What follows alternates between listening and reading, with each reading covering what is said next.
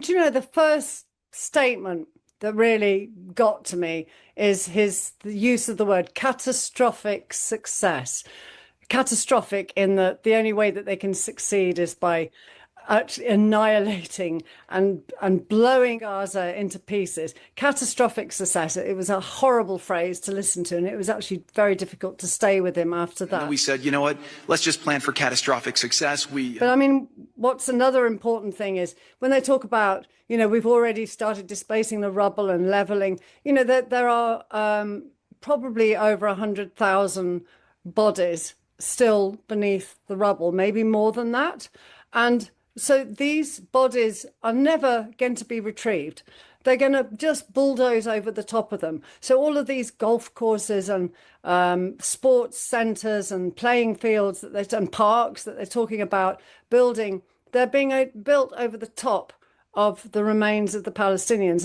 And like, it's heartbreaking to hear the fact that there was no equipment ever offered to the Palestinians to excavate or retrieve even the people who were still alive under the rubble. And now suddenly all this equipment's available to flatten it, despite the fact that the remains of so many families are actually beneath this rubble. So they're literally building over the top of the bodies and the bones of the Palestinian men, women and children that they've murdered in this catastrophic success that he talks about. So that was like one of the first things that hit me. But he talks about 100% employment. Now, the Palestinians are going to be herded into this ghetto, into this biometric area where they won't be able to freely import and export, freely trade, freely work. They can't go in and out of Gaza. So you're talking about 100% employment.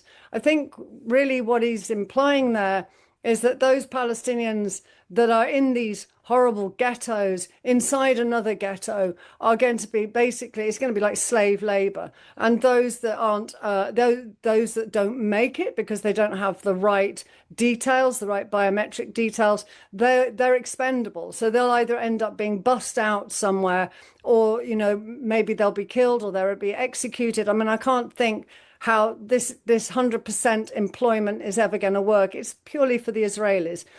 Palestinians are not going to be allowed to use the sports centres and the playing fields and the parks. This is not for Palestinians. They're going to be herded into a tiny area in Rafah and kept there in these sort of housing units. So it's not 100% employment for the Palestinians. This is being designed for the Israelis.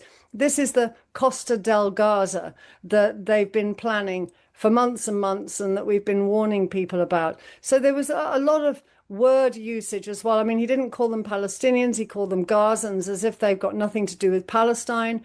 So you can see that they're not going to be able to work and trade freely with other areas of Palestine. They're going to be simply known as the Gazans that are being kept in these small areas. This is not in the interest of the Palestinians. And if it was, there would be some Palestinians on the border pieces, which there aren't. The other thing about this is the number of countries who've signed up for it, and they have to pay $1 billion to be part of it. Like, get your billion in and you can join in. What do you read into that? Well, yeah, I mean, are they complicit in some sort of? Does that make them complicit? Absolutely. I was really upset about Indonesia taking part. That I think. I mean, look, I'm not shocked that so many countries have joined. It's basically you're buying. It's like a membership club, isn't it? A gentleman's club.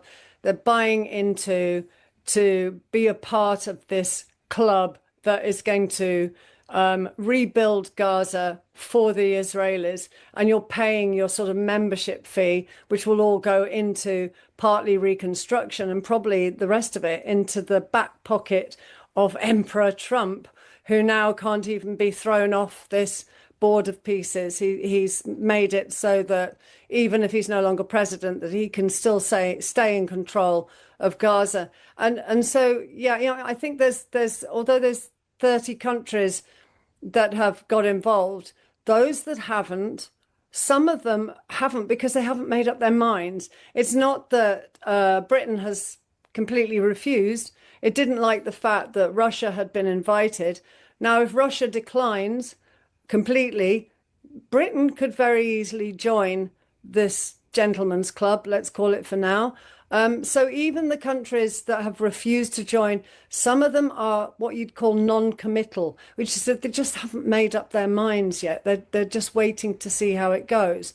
So yeah, the fact that it's all about money, it is like a membership fee, and those that can't pay, well, they're not going to be invited. So the voices that you might need to maybe temper some of the massive plans. If they don't have that $1 billion, then basically their name's not on the list and they're not coming in.